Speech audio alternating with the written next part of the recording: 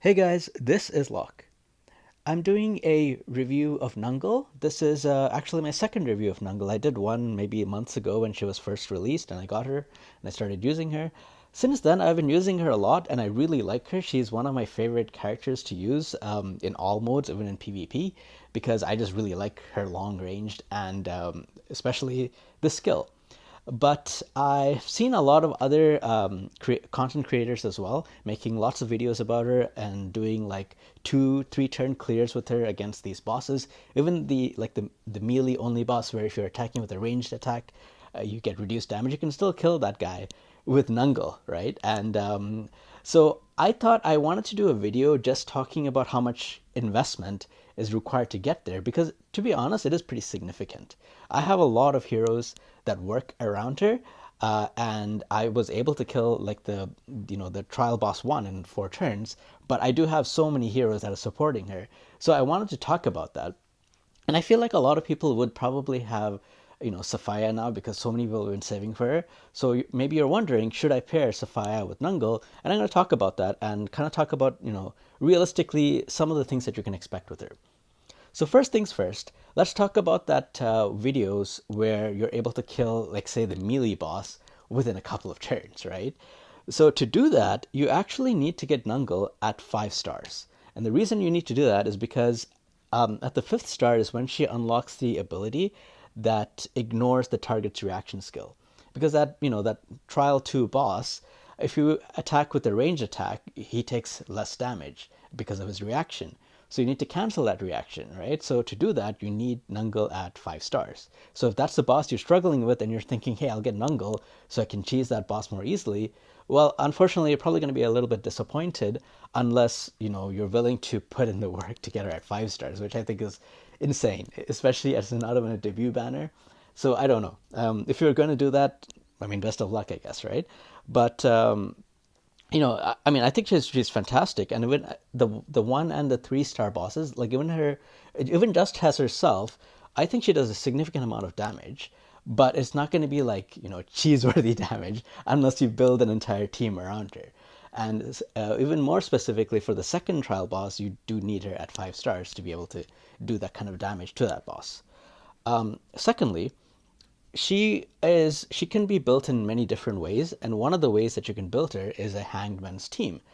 And now that a lot of people have been waiting for and now got Safiyyah, maybe you're wondering, hey, should I pair her with Safiyyah, and should I run her in a hangman's build? So with the hangman's build, there are 2 skills that come along with it. The first one is the sense of purpose, which is an amazing skill. It gives her 30% crit rate, 30% crit damage, and recovers 1 energy whenever you do a crit hit, which is probably going to be quite often when you run her, when the target has the hangman's mark on them. It's a fantastic skill. Really, really good. The problem with Nungal that I find using her so often is that all of her skills, except one, require line of sight. If you look at the wording, for example, on Fakel, he does not require line of sight because he does a curved shot. So it can go over obstacles and land on the target. That's why the attack is actually lower. It's 85% instead of 100. I mean, with the basic attack, it's a curved shot, it's 85%. Nungal does not have that benefit. Nungal's attacks are all, straight damage, so you need that line of sight. And sometimes it could even be like the flag that Gloria is throwing that gets in the way. It could be a box, it could be, it could be so many things. Sometimes you're standing on an elevation that is too high, which doesn't make any sense to me logically. Like, I don't understand. You should be able to, hit somebody properly, right? But there are all these little things that really annoy me about this line of sight. So once I was able to unlock quite quick reload and deadly aim, I started using it a lot because this skill, deadly aim, does not require line of sight. And with the quick reload, you actually don't even need to wait a turn. You just do the damage right away. So I've been using this skill a lot. And so, I mean, if you're playing around with her, you can do like the basic attack build and use the sense of purpose and the basic attack and do a lot of damage, but you have to be wary of the line of sight. If you don't want to deal with that, like I usually don't want to deal with that, you will go for this one, the deadly aim. And here's the problem with Deadly Aim and the Hangman's Mark. Because this skill increases crit rate by 60%, which I think is not really needed. I wish it was crit damage instead of crit rate. This would be so much better. But it's crit rate, and most of the time it's going to push you over 100%. As I said, like I think it's too much. You know, I wish this did not do this. Like I wish the second part was just gone. But anyway, this increases your crit rate by 60%, and unfortunately, it clears the Hangman's Mark. So that is the big problem, because if you look at her and Safiyyah, Safiyyah has a speed of 179. She goes really early, right? And Nungal has a speed of 106, which is, to be honest, like quite on the lower side. She is pretty slow. So this is the problem in that Safiyyah, with her trait, it only lasts for one turn. So until you get all the way up to 4 stars on Safiyyah, her trait lasts for one turn. So Safiyyah could apply the trait on somebody, an enemy, on the boss, for example, and say the boss has a speed of 150. The boss is going to take his turn and remove the mark because the boss's turn is gone, and then Nungal will go, and now she doesn't have the Hangman's Mark anymore, right? Like the target doesn't have that mark. So to me, that sucks, because this is like the Hangman's Mark is very strong, and obviously she does a lot of damage, especially with the sense of purpose and extra energy regen and all kinds of things. But she removes the mark with her best skill. And in my opinion, this is her best damaging skill because it doesn't require line of sight and everything else I said. So this is the problem. Now there might be bosses that are faster than Safiyyah, which is great. Like the Weaponry 3 boss has a speed of 205, so that's great because the boss will go, then Safiyyah will go, and Safiyyah can use, she can mark the boss with her trait, and then Nungal can go, and she will be able to use up that mark. And then the next turn, the same rotation happens, so that's great. If the boss is slower than Nungal as well, that would also work, because so Safiyyah marks the boss, Nungal uses the mark, then the boss goes. Again, it's good. So to do this, you probably have to also now bring Edda, which is not, it's not bad, but Edda can slow down the boss because she can use the wine barrel to put the liquor debuff, which reduces their speed by 150. So if you do that, then okay, this will work. But I'm just giving you an idea of the investment required. So if you don't have Edda, and the boss is between 179 and 106 speed, you're going to have trouble with this. Now, of course, Safiyyah does have other ways of marking, like she can bring this guard, but this requires, not this guard, this HM agent, but this requires 4 energy. And again, the problem is Nungal uses up this mark. So if Safiyyah, uses this skill to mark the boss, it should last for 2 turns, but Nungal uses it up. Whenever she takes her turn, she removes the mark, right? So even if you use her and then try to use Iana to have her go again and use the skill again, well, too bad, the mark is gone. And that's actually one of the ways I have been using Nungal to get a lot of damage. So what I do, the very first time when the game starts, I just use Deadly Aim. So I don't use reload first. I use Deadly Aim. It does 160% of damage, but it takes 1 turn to prepare. So while she's preparing, I use Iana to act again. And when she acts again, because she was preparing, she takes this attack right away. So she already does 160% of damage. And then I use quick reload to give her, 3 extra energy. And now she's able to use this again. So in 1 turn, I'm already able to do 320% of damage with Iana's act again. But now, because the mark is used up, I will not benefit from the Hangman's Mark.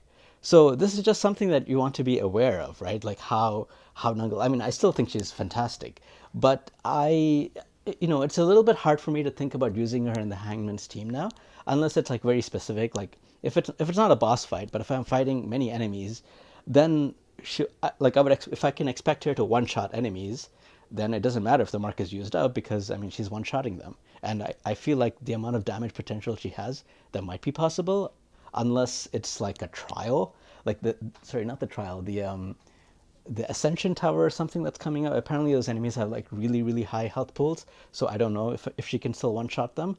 But if she can one shot them, then it doesn't matter. Like they're dead, right? So, but if she cannot one shot them, then I might not be bringing her in a Hangman's team because she's going to be using up these marks. So if she's using the marks, I can't run her as efficiently as I want to. So I'll probably not bring the skill. I would probably instead bring either the sniping stance, which increases her ranged movements, or I would bring Eagle Eye. Eagle Eye doesn't increase the range. It only increases the range of her basic attack, but it does still give her 10% extra P attack and also gives her the Highland advantage. If I pair that with this trinket, which, I mean, so many people have said they've gotten so many copies of this, whenever she has high ground, her crit increases by 20%. So, I mean, although I'm missing out on the 30% crit rate and crit damage from this, I can still benefit from 10% P attack and 20% crit rate because of the Highland. And, you know, it's not as good, obviously, but also, like, this will be in effect, like, all the time, whereas I need the mark for that to be active. If I'm bringing other heroes, other Hangman's units to put the mark, okay, like I can do that. I can have like maybe Safiyyah go mark the target, Nungal uses up the mark, somebody else goes and marks the target again, so that Nungal can use the mark, use the mark the next time, right? Like I can do that, but it's harder. It's a lot harder to do Safiyyah and Nungal on the same team and only both of them as Hangman's units, unless Safiyyah is 4-star or higher. Because at 4-star or higher, her trait marks enemies for 2 turns. So that's I thought I would just make a video making that clear because yeah, together, like theoretically, these two go quite well together. But if you look at the very specific net and start picking the details, you might notice that okay, like there's a bit of investment needed here to really get Nungal to shine with Safiyyah. Let me just also talk maybe a little bit briefly about 3 kind of builds that you can do. The first one is actually a basic attack build. So a basic attack build, you can do something like this. Yeah, something like this. So the idea here, oh wait, no, that's not what I would do. I would do this one. The idea here is that she would just use her basic attack and she would do a lot of damage with that basic attack. She would get increased range from this. So her initial range is 2 to 3. So she gets 2 more from this, so that's up to 5. She gets 1 more from this, so that's up to 6. And then she gets 1 more range from this, so that's up to 7. So she can hit enemies 7 tiles away every turn and do a lot of damage because basic attacks are ignoring 40% of the target's defense. You get extra attack from here. You get extra crit rate because of the Highland advantage. You're also getting extra attack from the sniping stance as well. The only thing you're giving up is not being able to move while you're on the sniping stance. But because you don't move, you get extra like range, right? When I started her, when I was not level 55 yet, I was using this build quite often. A small variation that people start using is a Hangman's build that does not use deadly aim. So they instead use the powerful shot and sense of purpose. I don't know what they use the third one, maybe this one or Eagle Eye, one of the two. But the idea here is that if the enemy is always marked with Hangman's mark, then you also get 1 extra energy. So she automatically gets 1 energy a turn, right? Like at the beginning of a turn or at the end of her turn, she gets 1 energy. So if she crits enemies, she gets 1 extra energy because of the Hangman's passive. So because of that, she gets 2 energy regen every turn, and she can use the powerful shot that costs 2 energy every single turn. So this basically becomes her new and improved basic attack. It has pretty much the same range, but she can also target enemies that are within 1 tile that come up and stand next to her, and maybe they like snare her or something so she can't move. So this is a way to get around that. And it also does extra damage. It's 30% extra. This one is just 100%, right? So that's a variation of a Hangman's build that people have used that doesn't use the deadly aim. And the third one that I talked about is, as I said, the deadly aim, this one, which I think is the most powerful one. simply because it doesn't require her to have line of sight, which I think is a very significant like it significantly hinders what she can do, because she has a huge range, but there are only a few targets that she can target. One enemy might even block another enemy. Like you might be able to target a barrel in the back, but the Cocoa is standing right in front of her. And okay, sure, like okay, I mean Cocoa can guard anyway, so forget that. Let's say there's a barrel in the back that you can target, but a Gloria is right in front of her, and now you can't target that barrel because you need line of sight. And Gloria, all she has to do, she doesn't even have block. She just has to stand in front of barrel or put a flag in front of barrel, and you can't target her. So I think that line of sight is pretty significant, and it does require quite a bit of work to play around. So if you don't want to do that, and I got tired of doing that, I would instead use Deadly Aim. I think this is so much better, and it does a lot more damage, 160%. And with this, it doesn't even require that prep time. So you know you can use it and get away with it a lot better. If you are using the basic attack, I would highly recommend you take the fatal attack, basic attack, because this does, again, she already has a lot of crit built in, and you probably, like she does work well with crit. So you're probably going to be doing crit hits most of the time anyway, and so her basic attack is giving you an increased crit damage by 15%. So this is, it's going to do a lot of damage. So sometimes, and that was the reason why I actually prefer to use this one instead of the powerful shot build, because if you're already doing like your basic attack is already doing extra 15% crit damage, the damage of these two skills are kind of similar now. And you also need the Hangman's Mark for this one to work, because you need to get the extra energy from this one, right? So I felt like the basic attack build was just more stronger than the powerful shot build. But those are two different options. Maybe if you're using Safiyyah and you're using, her HM agent to mark the enemy, that will stay on for 2 turns.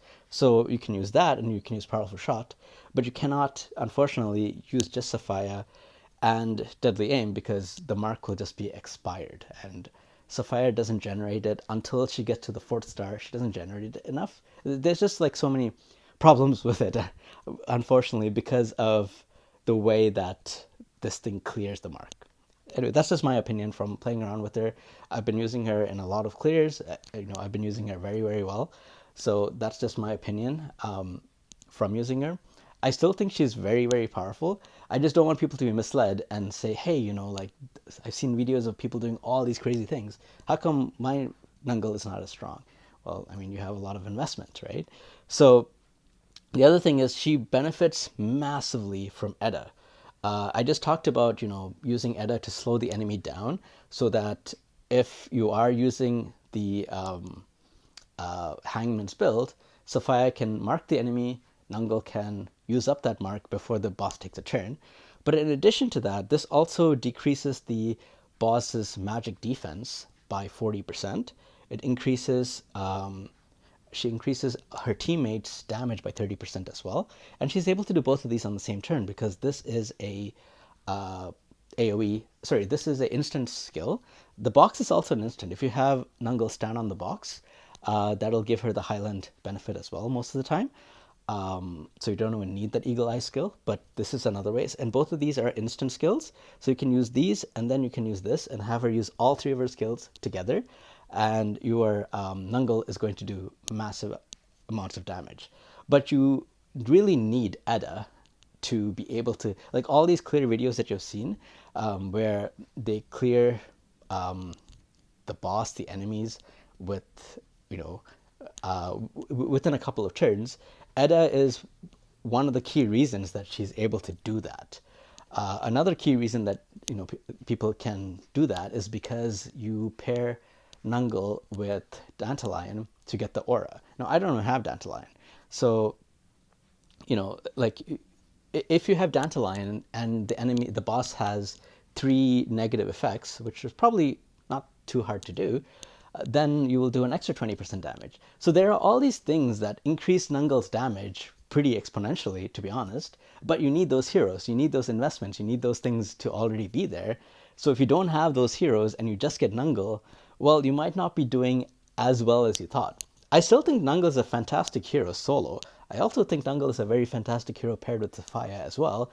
But you have to be wary of what you can do. Like how I'm using Safiyyah and Nungal, especially in PvP, is just to mark the target and then one-shot them.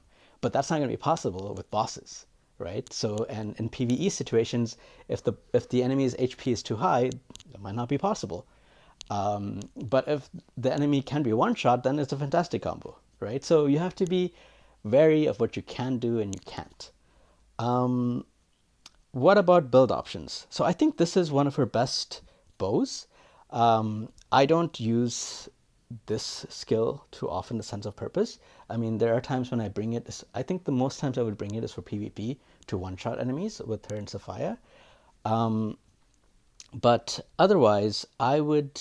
But yeah, so most of the time I don't get the extra 30% from that, so I need every crit I can get. So that's why I bring the Star 8 crossbow, because hopefully at the 5th star at some point when I get that, it's going to give me an extra 15% crit.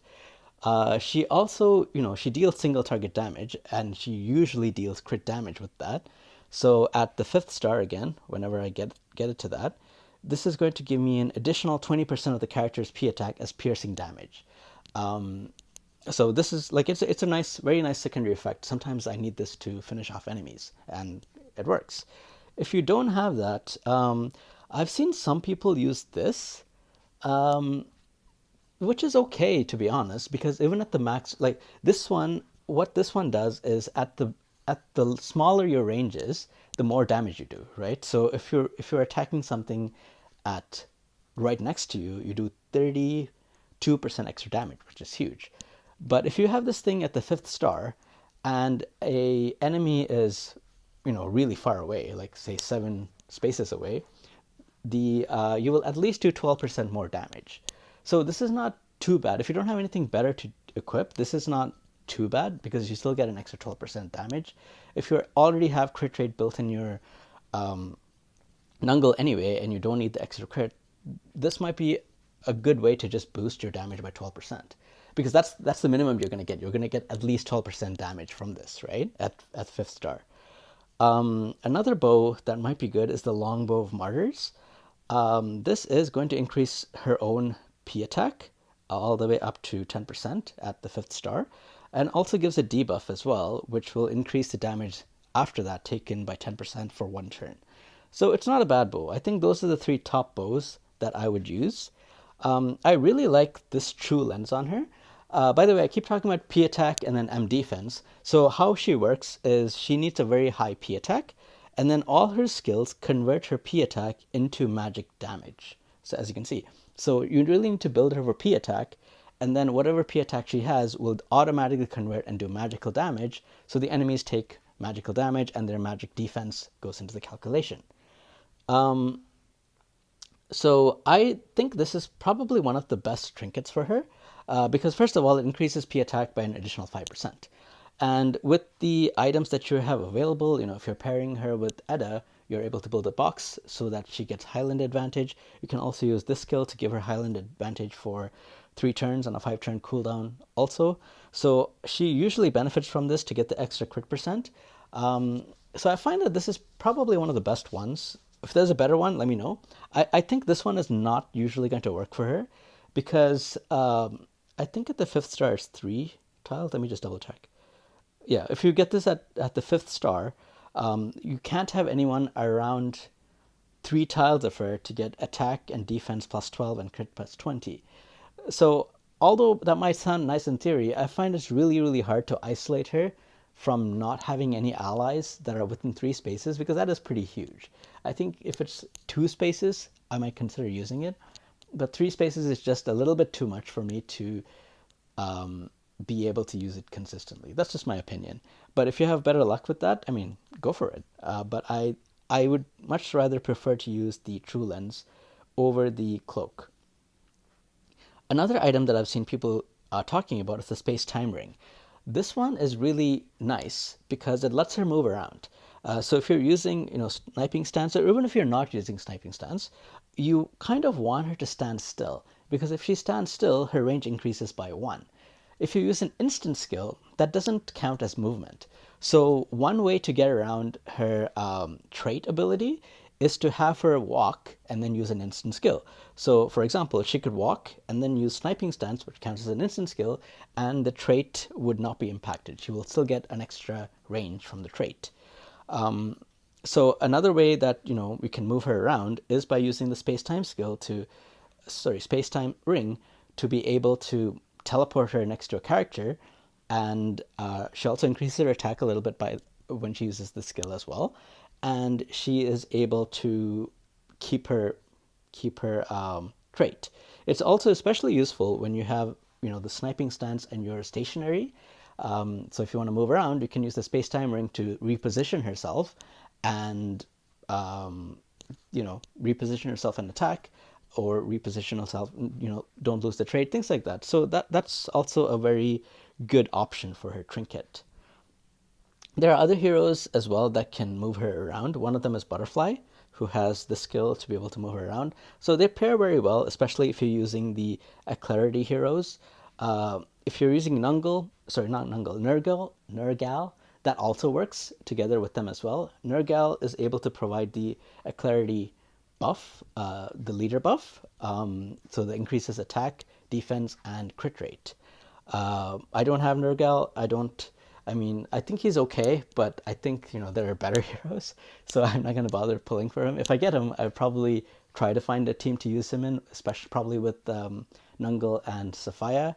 But he's not on my top priority anywhere. Even if I got him, I would probably focus on other heroes at the moment before trying to build him. But he also has that swap skill as well, so you can use him and Butterfly to move Nungal around, especially when she's like stationary in a sniping position. So I think those are all the thoughts that I have on Nungal.